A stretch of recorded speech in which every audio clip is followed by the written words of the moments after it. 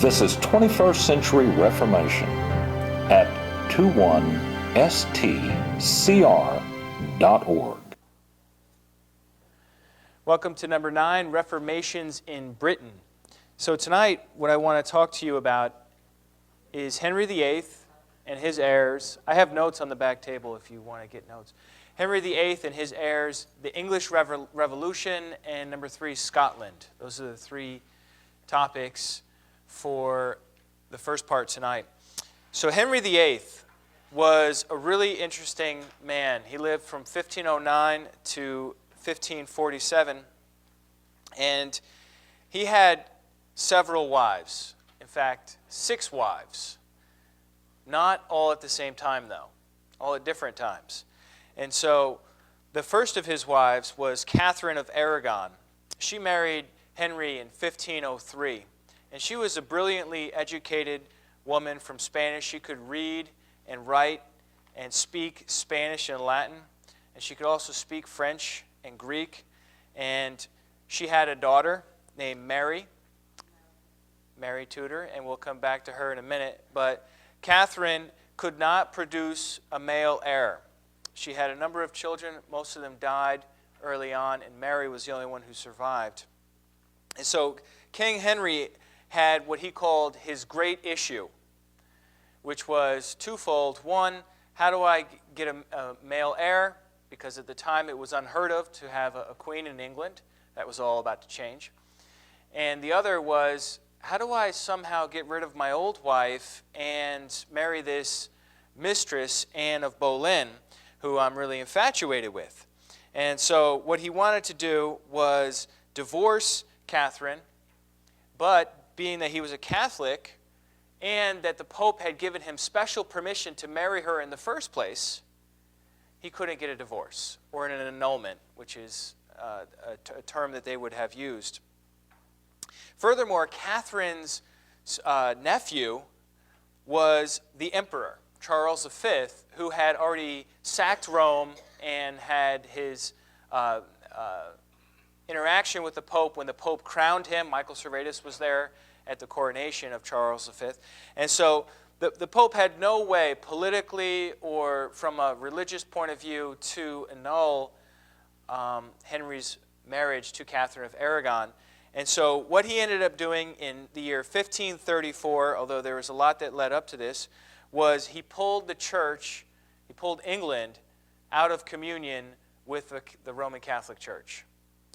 This is what we call a schism. He pulled his church out, and he declared himself the supreme head of the church, and he divorced his wife, Catherine, and he married Anne Boleyn in 1533. And so now we have essentially a Catholic England, but that's no longer beholden to the Pope of Rome. Now the church in England is responsible to answer to the government and to Henry VIII, who is the supreme head of the church, not the Pope of Rome. And so Anne Boleyn gives Henry a daughter named Elizabeth, to whom we will return in a few minutes. And she had no son, and she fell out of favor. And it's a long, juicy story, but in the end, she was beheaded by Henry VIII, who married Jane Seymour in 1536. So Anne Boleyn only lasted 3 years until we had Jane Seymour.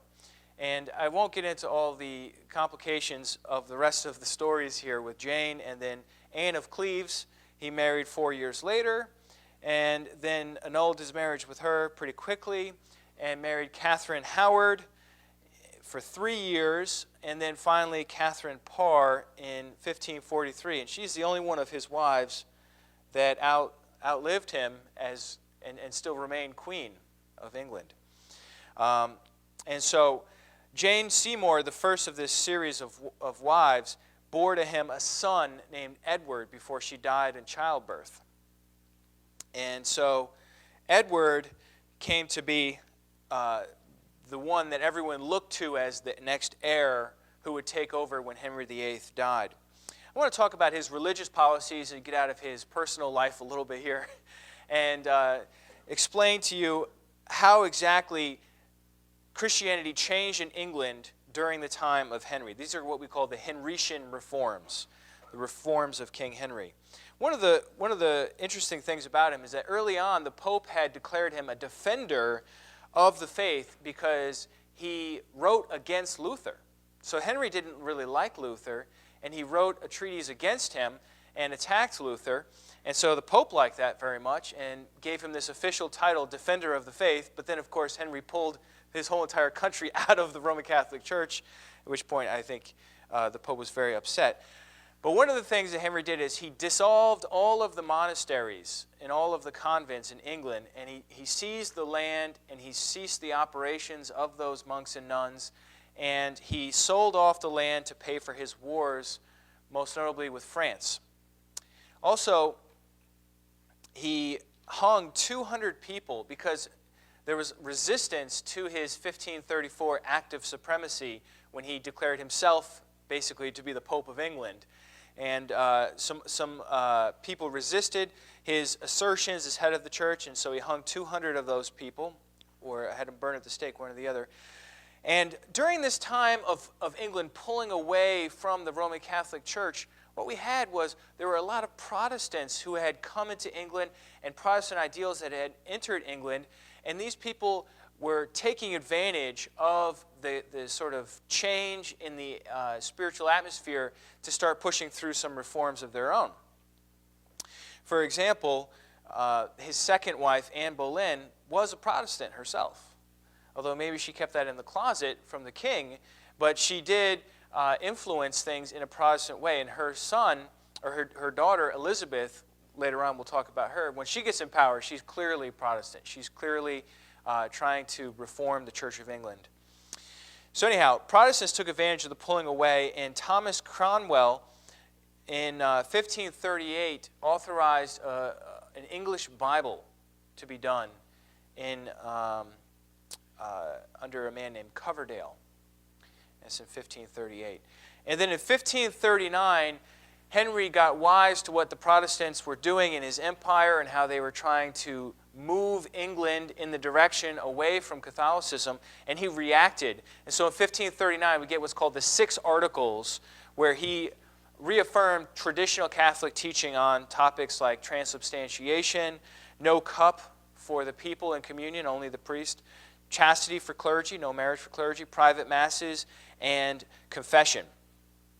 At this time, I want to just take a break from Henry and look at William Tyndale. William Tyndale really could belong in the next part where I talk about dissidents, people who disagree with the government. But his life overlapped with Henry, and so I want to cover him here. This is William Tyndale. He lived from 1495 to 1536. He was born around the time Columbus was sailing the ocean blue, as a lot of these men were. And he graduated from Oxford in 1515, went to Cambridge to study. He was a gifted linguist. He was able to operate in 7 languages, including Greek, Latin, French, German, Spanish, Italian, and of course his native English.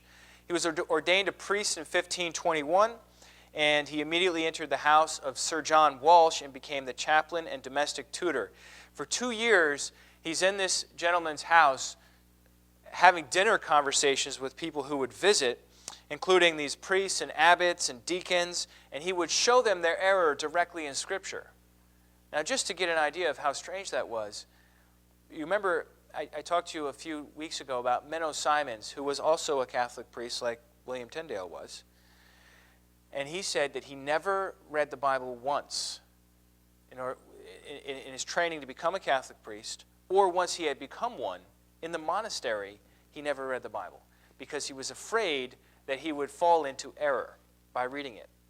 So this is the same time period that we're in here when William Tyndale is really getting into the Scriptures, and he's having these conversations with people, and he's pointing them to the book saying, look, this is what it says.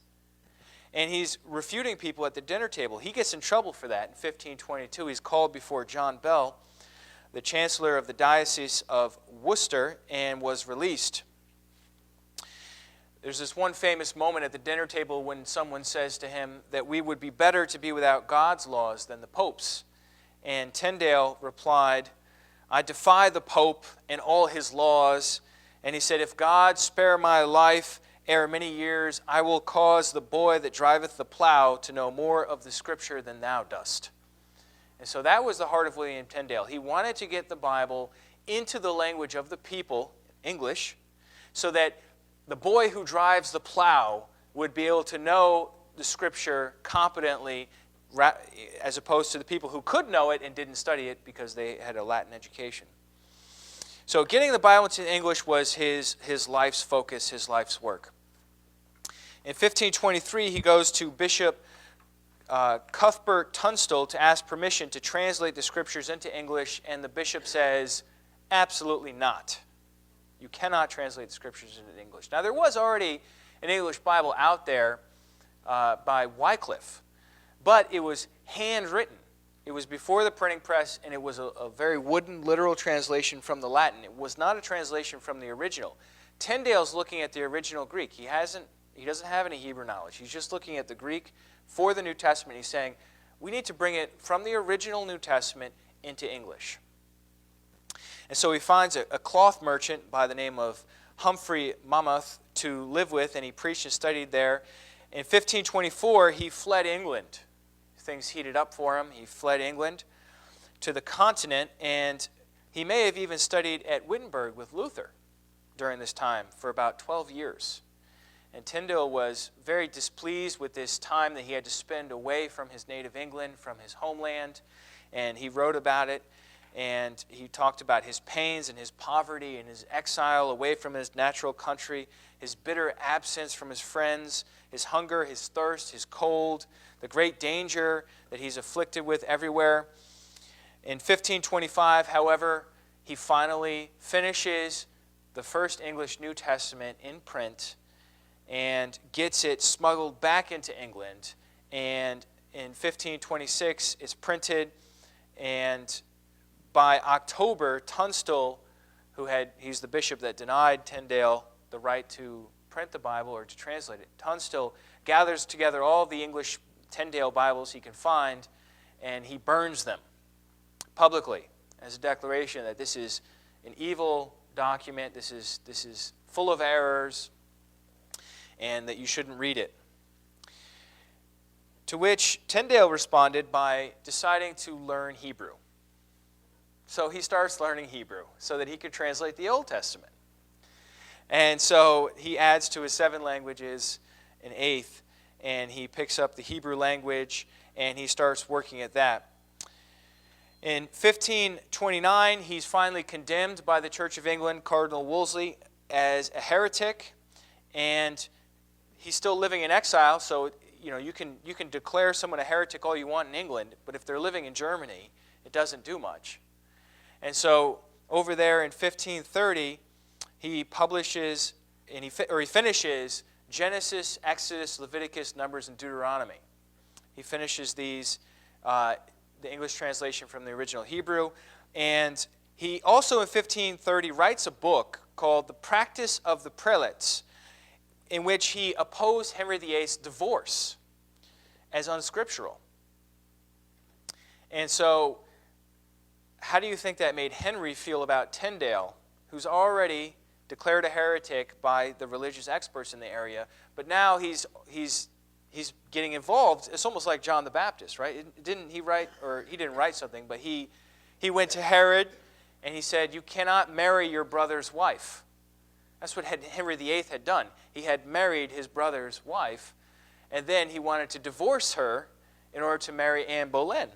And so Tyndale reproved him for that, and Henry VIII at this point asked the Emperor Charles V to give him Tyndale and bring him back to England so he could answer for himself.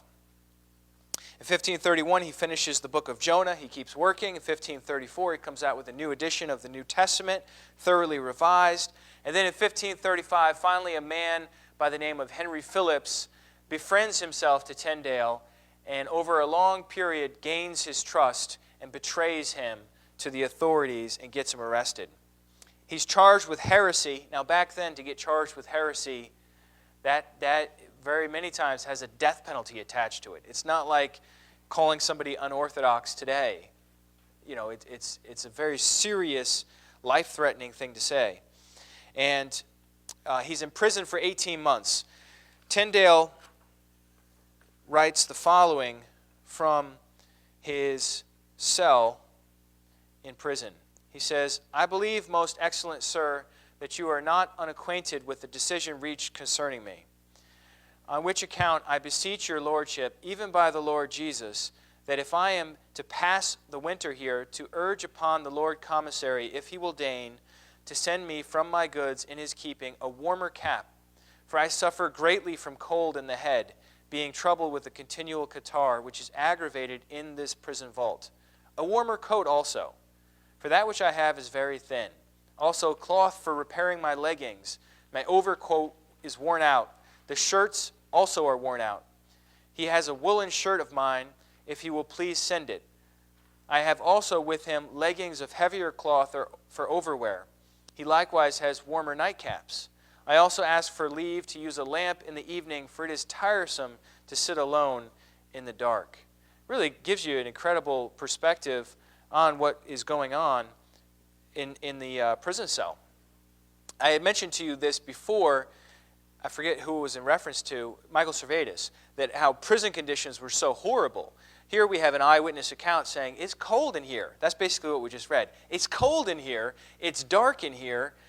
It sounds almost like solitary confinement. And he's just asking for some sort of common decency. He's not even asking for them to provide him with prison clothes. He's like, I have my own clothes. Just let my clothes in so that I can be warm and not sit in the dark. And then he says, "But above all, I beg and entreat you, your clemency, earnestly to intercede with the Lord Commissary, that he would deign to allow me the use of my Hebrew Bible, Hebrew grammar, and Hebrew lexicon, that I might employ my time with that study. Thus, likewise, may you obtain what you most desire, saving that it further the salvation of your soul.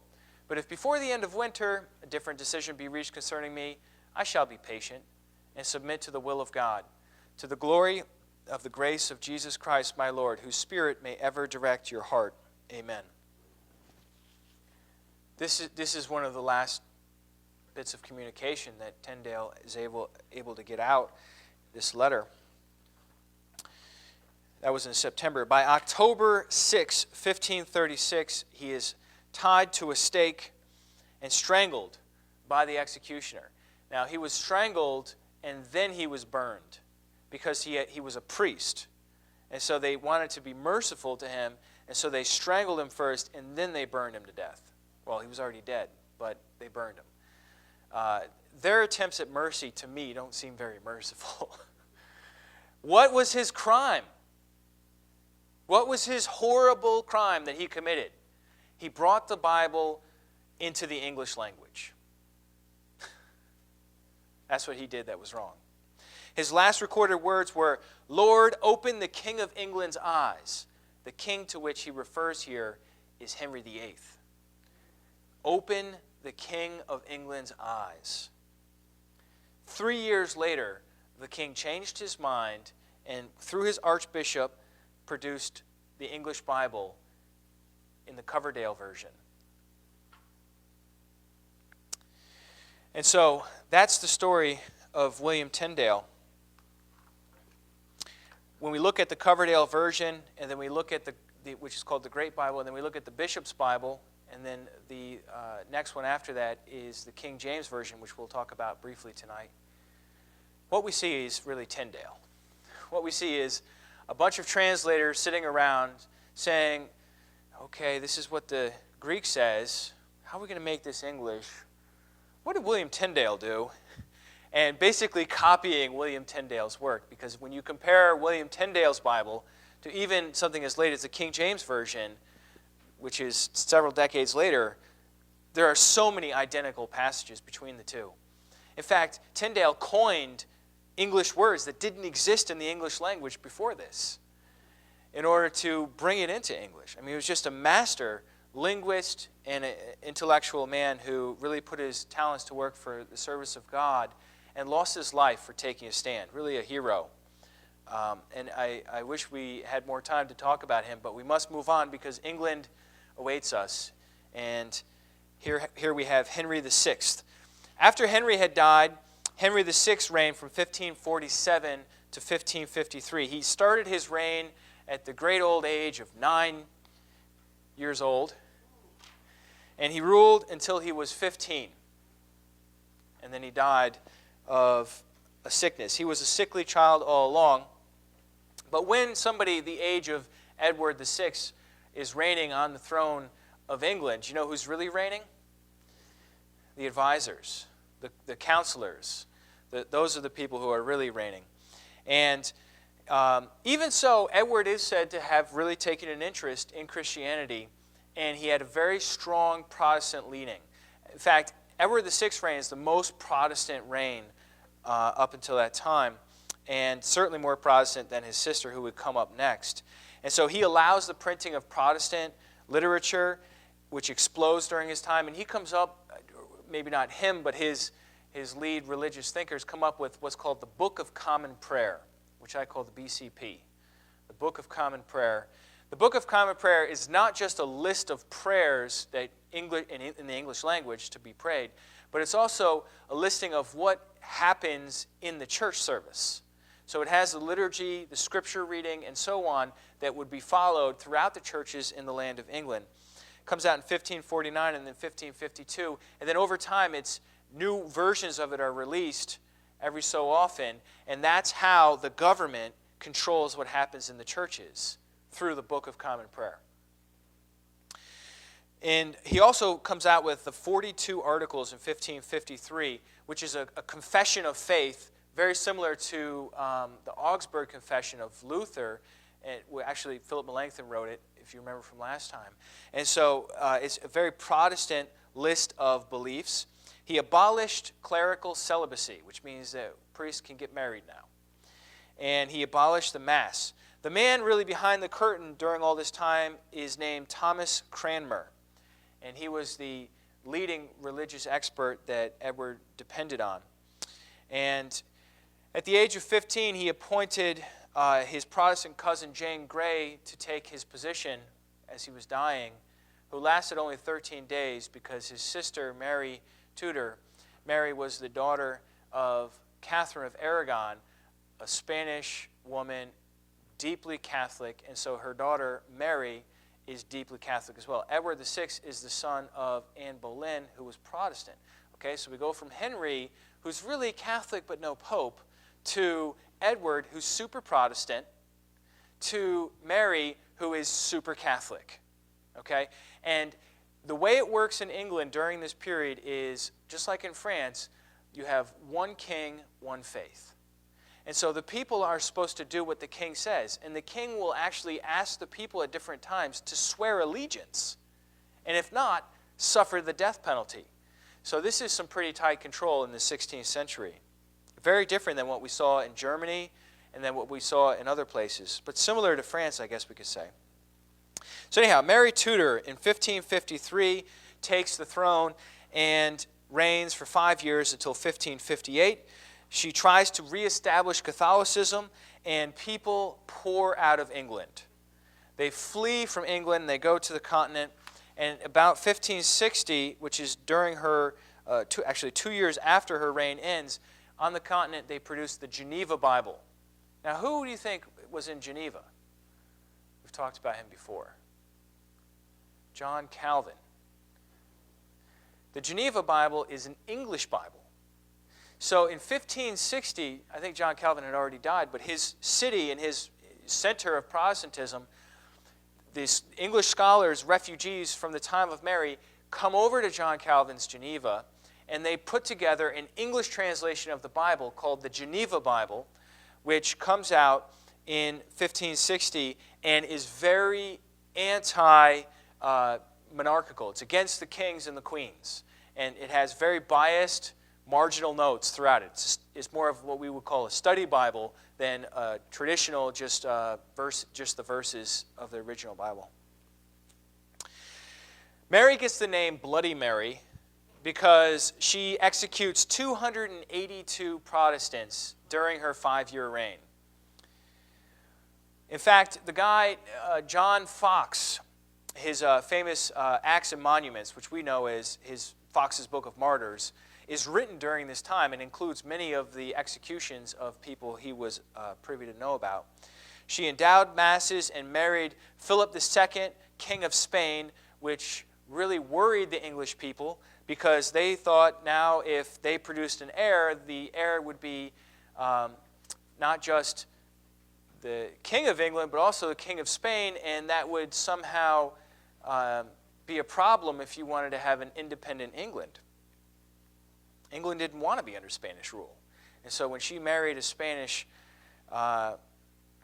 King of Spain, it was an anti-nationalistic thing to do. And so the people are getting up in arms against Mary. But she ends up dying anyhow at the age of 42 after reigning only 5 years, and they're not really sure what exactly she died of. Which brings us to Elizabeth. Elizabeth reigns from 1558 to 1603. Now the last three, Edward, Mary, and Elizabeth, are all siblings. They're all children of Henry. And so Elizabeth, whatever we might think of her, we can't say that she was brief. She was very long, her reign. 1558 to 1603. And so Edward's short reign and then Mary's short reign didn't have lasting impacts like Elizabeth's long reign. Because the best way you can get your improvements to the Church of England to last is for you to last and to ingrain it in the people generation after generation, and then it'll stick around for a while. And that's what happens with Elizabeth. She's raised a Protestant like her mother. She never expected to come to power. And she started, her mother, I think I misspoke earlier. Edward VI was the son of Jane Seymour. Her mother is Anne Boleyn. I misspoke on that. But she has raised a Protestant, as Anne Boleyn was a Protestant as well. She started religious reforms immediately. In 1559, she comes out with the Act of Uniformity, reestablishing the Church of England, and she feels that people will be uncomfortable with her calling herself the supreme head, so she changes the language to supreme governor, which basically means the same thing. And she produces an update to the Book of Common Prayer in 1559. Also, or I think it's actually 1559. And then 1563, just a few years later, she comes out with the 39 Articles. The 39 Articles of Elizabeth stay around for a long time. And these are articles or statements of belief, 39 statements of belief about everything related to Christianity. And it's definitely a Protestant statement of belief, though she avoids the subject of predestination. Now, the Reformed people, John Calvin's followers, are very committed to the doctrine of predestination, whereas Lutherans aren't, and other Protestants are not either. And so she just leaves that issue aside. The Pope excommunicates her and deposes her, and this has no practical effect whatsoever. In 1588, she's able to prove herself because the Spanish Armada comes against her and is defeated by a storm, which people take to be God's intervention. And people really rally behind Elizabeth for that. She's really a religious moderate. She doesn't want to oppress anyone. She doesn't want to force anyone to change. She wants to make it as easy as possible for as many as possible. She doesn't want to offend the Lutherans. She doesn't want to offend the Reformed people. She wants to give a place to Catholic people as much as she possibly can without changing the beliefs of everything. And so she has these sort of toned-down religious policies. She executes fewer people in 45 years than Mary did in 5 years.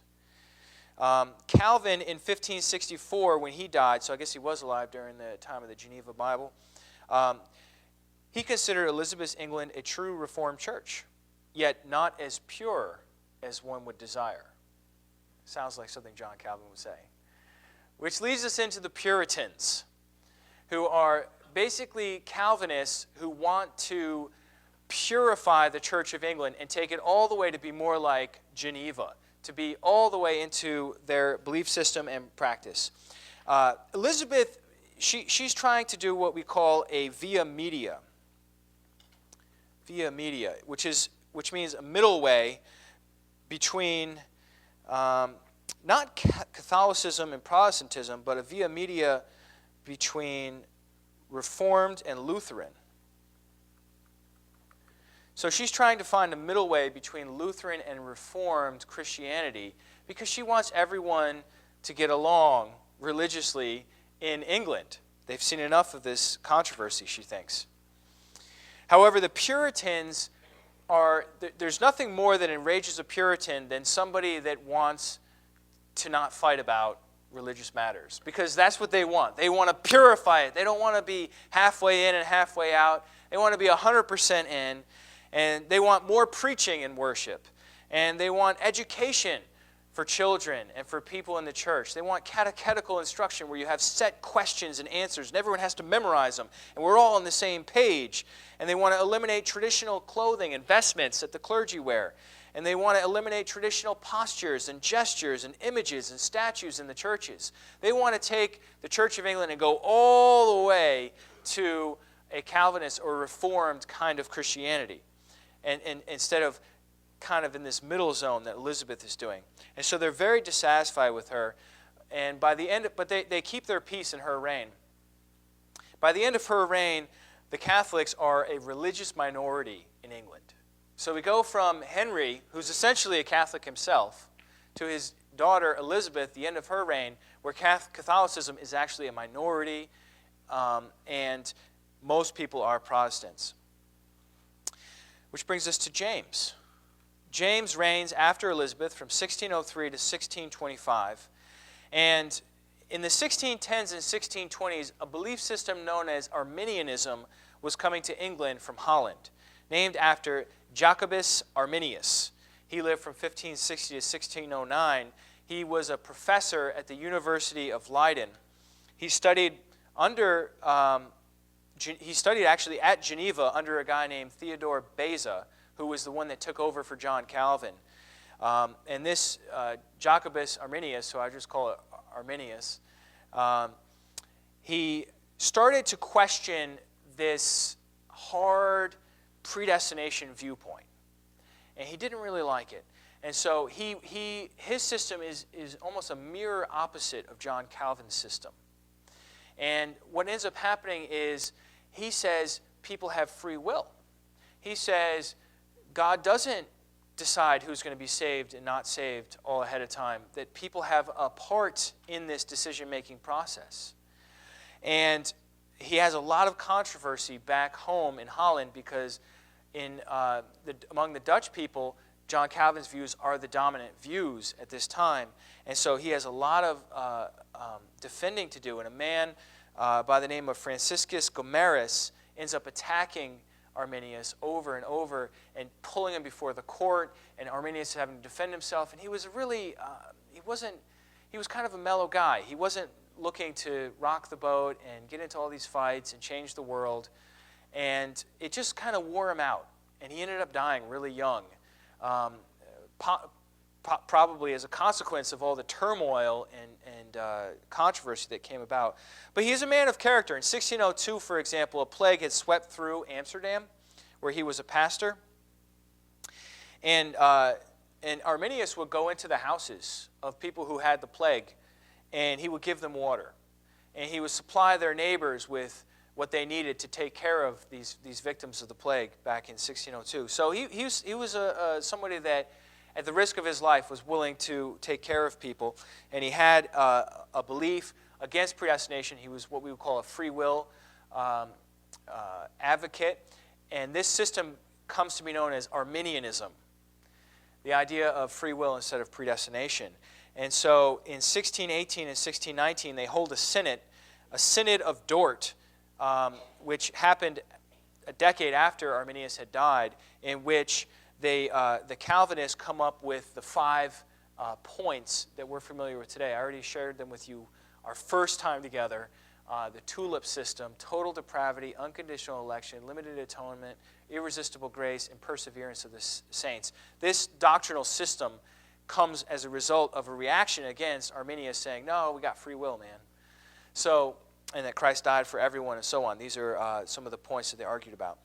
We're going to talk about John Wesley later, but John Wesley picks up the ideas of Arminius and the Methodists become major believers in Arminian doctrine of free will. But anyhow, back to James. James, during his reign, these ideas of Arminius come into England, and James does nothing to stop them. King James. He doesn't fight against it whatsoever. And in 1611, he comes out with a revision of the Bishop's Bible, which was an earlier English version that he authorizes, which we know today is the King James Version of 1611. And this version is revising some of the older things, and it's designed to be a competitor to the Geneva Bible. The Geneva Bible came out in 1560 and had all these marginal notes against the king. And so the King James Version has this nice preface that extols the virtues of King James and how he has the right to rule and that God has given him that right. But then other than that, it doesn't have any footnotes or marginal notes or study notes whatsoever. It's a clean text. And he wants his people to use that instead of the Geneva Bible. But the people that end up coming to America despise the King James Version because they didn't like the Church of England and the English government telling the church what to do. So in America, the King James Bible was very unpopular. When they first got here, they all liked the Geneva Bible. And then at some point, I'm not sure exactly why, that shifted and the King James Bible became very popular in America, and that's a story for another day. But it was a translation done. They did an excellent job on it. Really highly literal translation to the original Hebrew and the Greek. And so King James says that kings should be free from restraint. He advocates a doctrine called absolute rule. This is like Henry before him. Kings should be the absolute rulers, that God gives them that right to be absolute rulers. They shouldn't have to answer to others. Which brings us now to Charles I. Charles I follows King James in 1625, and he reigns until 1649. And this guy, if you thought King James angered the Puritans, who were trying to purify the church by instituting Calvinist practices and beliefs, Charles I really angered them.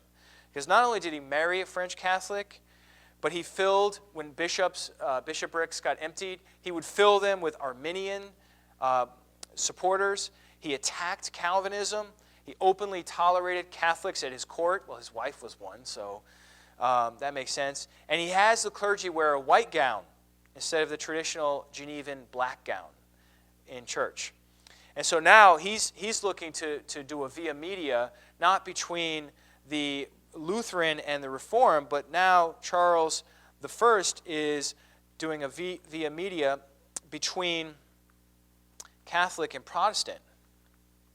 And so going to church in the Church of England would feel more Catholic during his reign than it would have felt in the reigns of previous kings and queens. So he tries to do everything he can without involving Parliament, because the Parliament had a lot of Puritans in it, and they really didn't like the way Charles was running things. He had no Parliament from 1629 till 1640, which is a very long time. And finally, he needed to raise taxes to pay for a war with Scotland. And the only way you can raise taxes is to call a Parliament. They meet, and what ends up happening is they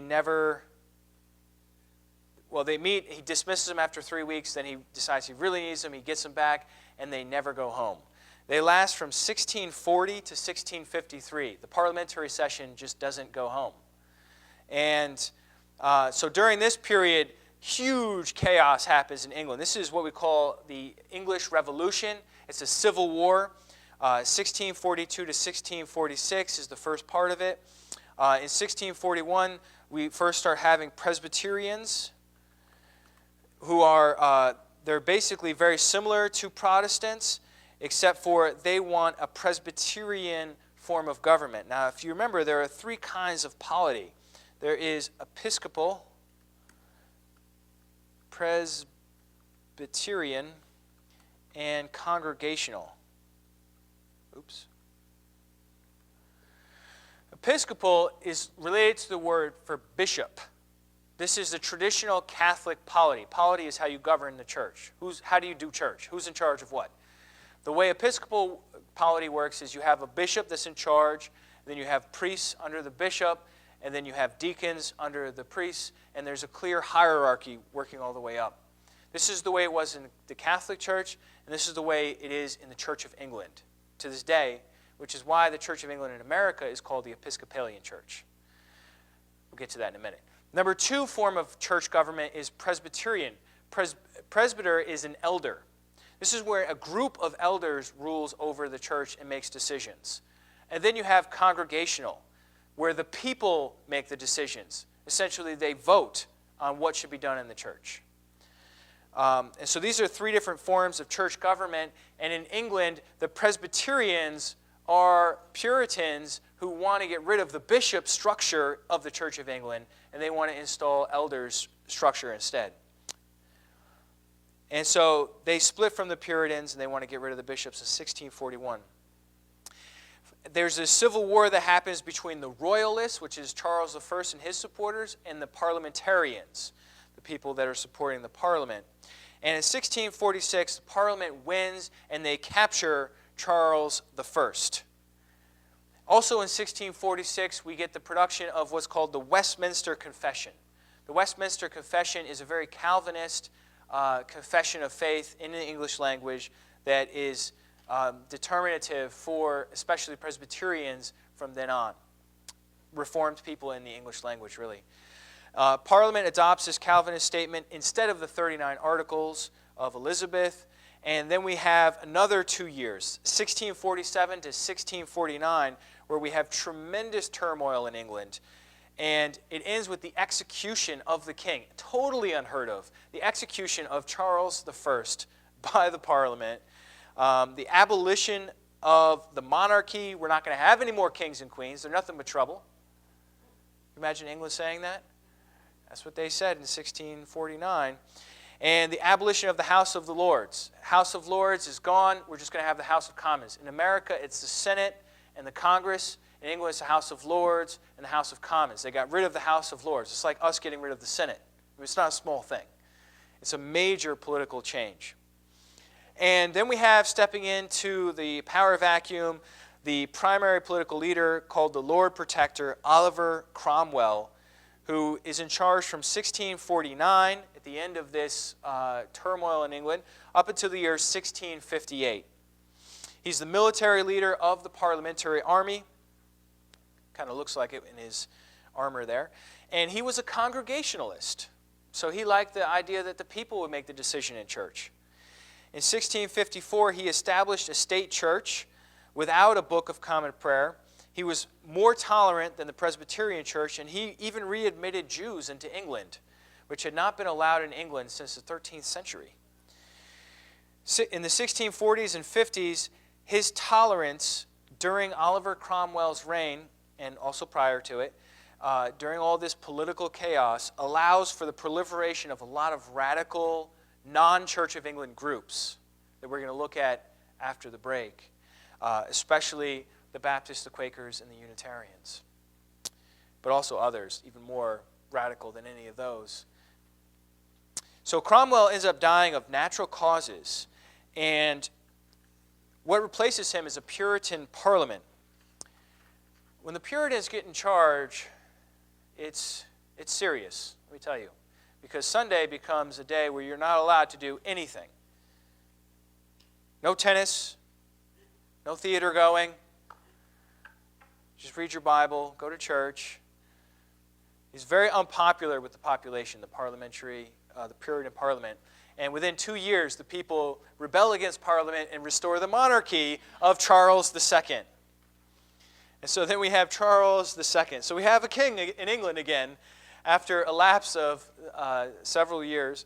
And so Charles II restores the Parliament, and he persecutes the Puritans, and he restores the Book of Common Prayer, and he favored Catholicism, though popular sentiment was against him. So he's kind of moving the Church of England more towards Catholicism, but not too much because he just got put back in power, and we've had his predecessor had his head cut off by the Parliament and the people. So he's not rocking the boat too much. Any meeting for prayer with more than 5 people had to use the Book of Common Prayer, starting in the reign of Charles II, 1660 to 1685. The Eucharist has to be done according to the Book of Common Prayer, and everyone has to swear allegiance to the king. I bet he was a paranoid guy. Imagine that, coming back after the chaos of all those years. After him, we have James II, who reigns from 1685 to 1688. He wants greater toleration because he actually was a Catholic. And so in England during these years, just imagine what, we're going to look at this after the break, imagine what it was like living through this period where you have a Catholic and then a Protestant and then a Catholic and then somebody that's halfway in between, 2 different kinds of Protestantism, and then somebody that's moving it back towards Catholicism. And it's just all this back and forth. And then you have the Puritans take over the Parliament. And now we're going to be hardcore Calvinist. And then people don't like that, so then, it just must have been tiring. So then after James II, we have William and Mary, who reigned from 1689 to 1702, although Mary is just till 1694. The Parliament invite William of Orange, who was a Dutch king, to invade England and take over. I guess they didn't like James II very much. And so James flees and William becomes the king of England. And the king's power is from here forth limited by Parliament. So this is really a huge moment in the history of England. In 1689, when they get rid of James, they bring in William of Orange, William and Mary, and they start limiting what the king is allowed to do. I mean, it wasn't so long ago that James I was in power and he claimed absolute rule. And now we have the Parliament really calling the shots. And so in 1689, we have the Toleration Act, where everyone has to accept William and Mary. They have to accept the 39 Articles, going back to Queen Elizabeth, and we're not worried about polity. Whether you're Episcopalian, Presbyterian, or Congregationalist in your beliefs, we're all part of the Church of England, and it's going to be okay. Which brings us now to Scotland. I've just got a couple minutes to talk about Scotland. Our main man there is John Knox. But Scotland, I got to rewind the tape a little bit, go back to the years in the 1520s, even during the reign of King Henry, where we started tonight, and talk about how Protestantism started to arrive in Scotland in the 1520s, and how there was evangelical literature pouring into Scotland, and there was attacks of corruption of the church and the clergy, and there were acts of iconoclasm. Do you guys remember what iconoclasm is? It's where they were breaking the statues, breaking paintings, anything physical in a church that they considered idolatry, tearing it down, getting rid of, cleaning out the churches of Catholicism is how they would say it. How the Catholics would say it would be mob violence and vandalism. And so that's iconoclasm happening in Scotland. Really, Scotland has an interesting story of how it becomes Protestant. It really happens within the year of 1559 to 1560 because of 3 things. You have the slow growth of Protestant ideas. You have big-time politics going on in international relations. And number 3, you have the preaching of John Knox. John Knox lives from 1514 to 1572, and he is a very strong, we could almost say belligerent, ready for a fight at the drop of a hat, preacher, very assertive personality. And so Henry VIII had tried to get James V, who was the king of Scotland, to go along with him in breaking from Rome. James V is like, I don't think I'm going to do that. And so James V instead got married to a French woman named Mary of Guise, solidifying Scotland's traditional alliance with France. Now, France is Catholic, and Scotland is going to have an alliance with a super Catholic country like France. Then Scotland is going to have to be Catholic as well. However, Protestantism is growing. People are learning about it. There's iconoclasm breaking out. And so we have this gentleman, Cardinal David Beaton, in 1546, starts persecuting the Protestants. He feels that we have this league with France. We don't want to be embarrassed by all these Protestant ideas running around. Let's persecute those Protestants. And what ends up happening is that in 1547, a year later, there's a takeover of David Beaton's castle, St. Andrew's Castle, and they kill the cardinal. And one of the people involved in this, who starts preaching at this time and is found in the castle in 1547, is John Knox. John Knox is inside St. Andrew's Castle when the French finally come and take it over. So Scotland is allied with the French. So when Scotland is in trouble, they call on French troops, and the French troops come in and deal with the problem in Scotland, and they recapture this castle, and they find John Knox in there, and they take him as a prisoner of war and make him a galley slave for 2 years. A galley slave is a rower at the bottom of a ship. What was that? Ben-Hur had the galley slaves. I'm sure the technology was a little different 1,000 years later, but there are still galley slaves. We don't have the steam engine yet, so there are still galley slaves. He's a galley slave for 2 years, and then he's finally released. In 1549, Knox is released by the French, and he goes to England. He causes a bunch of trouble there in 1552 by objecting to the prayer book, and he refused the bishopric. During Edward's reign, they try to make John Knox one of the bishops, because John Knox is a Protestant. During Edward's reign, they're super Protestant. They're like, a guy like John Knox, getting him to be one of the bishops in the Church of England, that would really further our cause. John Knox says, no, I don't like your prayer book. And he had a virulent hatred of Catholicism. In 1553, when Mary, Super Catholic Mary, comes to power, John Knox flees to Geneva and spends time with John Calvin. In 1555 to 1556, Knox goes back to Scotland and spurs on the Protestants there in Scotland. He's kicked out of Scotland, and they burn him in effigy. So they don't have his actual body, so they have to burn a resemblance of him by the Scottish bishops. In 1558, Mary, if you recall, Mary's still in charge. In 1558 is her last year when she dies. Nobody knows she's going to die. Everybody assumes she's just going to carry on with her ultra-Catholic, nasty persecution of the Protestants for a long time. So John Knox gets this idea to write a book called The First Blast of the Trumpet Against the Monstrous Regiment of Women. He doesn't want there to be women rulers. And that's what the book's all about. And so this is political resistance theory. And what ends up happening is Mary dies, and by the time his book gets to England, Elizabeth's in charge, who he wants her to favor him, but she reads the book, and she's outraged, and she says, you're not coming to England. Get out of here. And so he kind of loses an opportunity there.